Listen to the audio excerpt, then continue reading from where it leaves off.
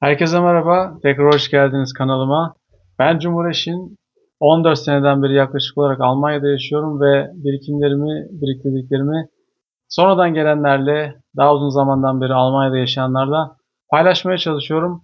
Almanya'da biliyorsunuz entegrasyon çok önemli bir konu. Bununla ilgili olarak insanlara kültürel anlamda birikimlerimi aktarmaya çalışıyorum. Amacım insanların buraya entegrasyonunu hızlandırmak, insanların burayı tanıyarak kendilerini daha buralı hissetmelerini sağlamaktır. Bugünkü konumuz da çok önemli. İş hayatında, çalışma hayatında olanlar için çok önemli bilgileri bugün aktaracağım sizlere. Birçok insanın belki de dikkatini çekmeyen bir şeytanın gör dediği detayı sizlerle paylaşacağım. İş hayatında çok dikkatimi çeken bir konu. Öncelikle benim şirketimde önüme gelen, karşılaştığım bir örnekten size bir detay analiz yapacağım. Ondan sonra da bu konu özelinde nelere dikkat etmeniz gerektiğini, örneğin Türkiye'den geliyorsanız ve Almanya'da iş hayatına girdiyseniz neye dikkat etmeniz gerektiğini size detaylarıyla anlatmaya çalışacağım. Şimdi öncelikle şirkette başıma gelen olayı sizinle paylaşmak istiyorum. Ya da yıllardan beri sürekli olarak başıma gelen bir konu. Ben otomotiv sektöründe çalışıyorum ve şirketimin Almanya'da Ürge, Ar-Ge merkezleri var. Üretim merkezleri genelde Almanya dışında. Bunun sebebi manuel işlemlerin, el işinin ve manuel iş gücünün çok fazla yoğun olması. Yani emek yoğun bir iş yapıldığı için Almanya'da bunu üretmek çok zor. O yüzden bu Almanya dışına taşınmış vaziyette. Ve bizim üretim tesislerimizden iki tanesi, aslında bir tanesi Ar-Ge, bir tanesi üretim diyebiliriz, Tunus'ta. Tunus'ta olduğu için biz aynı zamanda orada bir Ar-Ge merkezi olduğu için arada sırada onlarla toplantı yapıyoruz. Bunlar nasıl toplantılar? Sanal toplantılar tabii ki. Burada dikkatimi çeken bir şey oluyor. Tunuslu arkadaşlarla toplantıya başladığımız zaman, ki bunu sanal ortamda hayal edin, birebir ortamda da çok farklı olmuyor. 10 kişilik, 15 kişilik bir toplantıyı hayal edin. Ve Tunuslu arkadaşlar toplantıya girdiklerinde proje liderine veya toplantının ev sahibine her seferinde her giren kişi merhaba, tamam buraya kadar tamam ama merhabadan sonra yine nasılsın sorusunu soruyor. Bu nasılsın sorusu çok kişisel bir soru ve genelde bu atlanmıyor. Benim tespitim bu kültürel eğilimden gelen bir şey. Tunus'ta insanlar toplantıya girdiklerinde kişi bazlı, ilişki bazlı kültürden dolayı bu şekilde söylene gelen bir şey. Ve bu bir şekilde korunuyor. İnsanlar Almanlarla toplantıya girdiklerinde bunu otomatik olarak yapıyorlar. Çünkü Almanya'da bu işin farklı olabileceği yönünde kafada herhangi bir bilgi, ön hazırlık yok. Şimdi bu şirketteki tecrübemden yola çıkarak ve Almanları çok rahatsız etmiş olan bu konudan yola çıkarak bu konuda kendinizi nasıl hazırlayabilirsiniz? Ona geçmek istiyorum ve burada Türkiye-Almanya kıyasını yapacağım size. Yani bir toplantı adabı nasıldır? Türkiye ile Almanya arasındaki farklar nasıldır? Nelere dikkat etmek gerek? Bunu biraz anlatmaya çalışacağım. Neden Tunus örneğini verdim? Çünkü Tunus'un kültürel özellikleri, en azından birçok özelliği Türkiye ile çok paralellik gösteriyor. Orta Doğu ülkelerine baktığınız zaman ve aynı zamanda Balkanlara baktığınız zaman, e, Doğu ülkelerinin birçoğuna baktığınız zaman bunlarda ortak özellikler görüyorsunuz. Bu aynen toplantı adabında insanların karşılaştıklarındaki konuşmalarına da yansıyan ortak özellikler aslında. Şimdi hemen başlıklar altında notlarıma da bakarak size toplantı gidişatı ve bunun detaylarıyla ilgili olarak birebir kıyaslar yapacağım Almanya-Türkiye hakkında. Şimdi toplantı başlangıcı Almanya'da nasıldır? Bir kere çok direkttir girişler. Konuya giriş yapılır.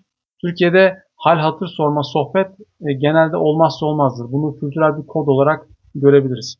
İletişim tarzına bakalım.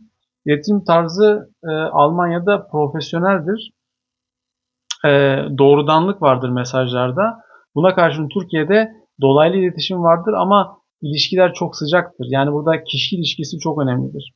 Sosyal giriş süresine baktığınız zaman toplantılarda Almanya ile Türkiye, Almanya'da yani 30 saniyede, 45 saniyede bütün o giriş cümleleri, ayaküstü konuşma cümleleri toparlanıp kişisel verilere, kişisel ayrıntılara, e, özel yaşamları kesinlikle girilmeden kapatılır ve toplantıya geçilir. Türkiye'de bu 2 ila 5 dakika arasında diyebiliriz. Benim Türkiye'de çalıştığım dönemde de yaklaşık olarak bu süreydi diye hatırlıyorum. Tabii ki daha farklı sapma gösteren örnekler mutlaka vardır.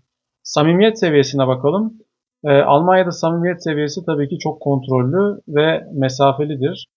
Türkiye'de çok daha sıcak ilişkiler var ve kişi odaklı veya ilişki odaklı yürür iş. Yani en başta siz aslında bir şekilde o kişisel bağlantıyı kurmaya çalışırsınız.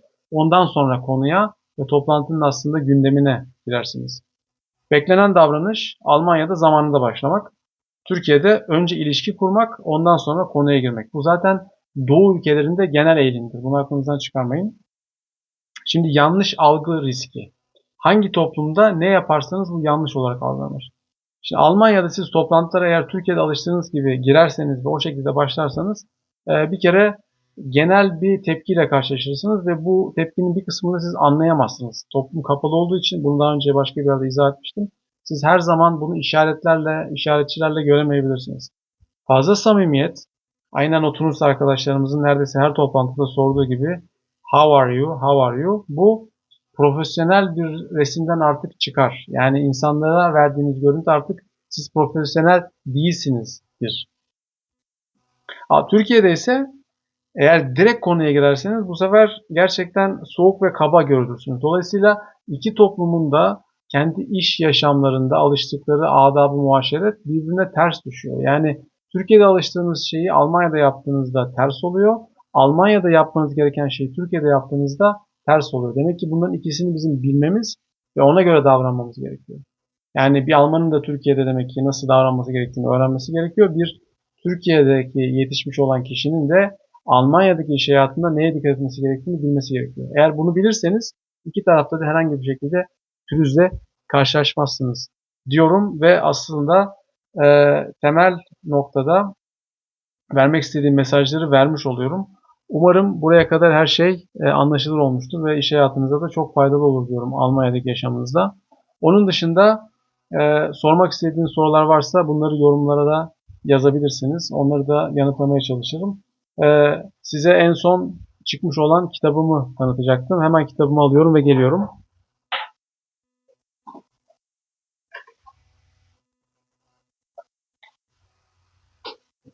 Almanya'daki birikimlerimi sizlere aktarmak için uzun zamandan beri hayalim olan kitabımı yaklaşık 3 ay önce çıkarttım. Kitabımın ismi Yabancı Diyarın Yerli Hikayesi. Bunu sizlerle paylaşmak istiyorum. Almanya'ya uyum sağlamak için, Almanya'daki yaşam biçimini anlayıp ona göre hareket edebilmek için, burada kendini evinde gibi hissetmek için olmazsa olmaz eserlerden biri olarak görüyorum. Türkiye'de çok daha üzerine basılmayan kültürler arası yetkinlik konusunun üzerine çok basıyorum. Bu bizim için çok önemli. Daha da küreselleşen dünyada bizim kültürler arası yetkinliğimizi daha da fazla arttırmamız gerekiyor. Bu şekilde yanlış anlaşılmaları engelleyeceğiz. İnsanların ne demek istediklerini veya ne demek istemediklerini hangi kültürden gelirlerse gelsinler daha fazla anlamaya başlayacağız. Ve bu şekilde aslında ayaklarımız daha sağlam yere basacak şekilde geleceğiz bu dünyada diye düşünüyorum.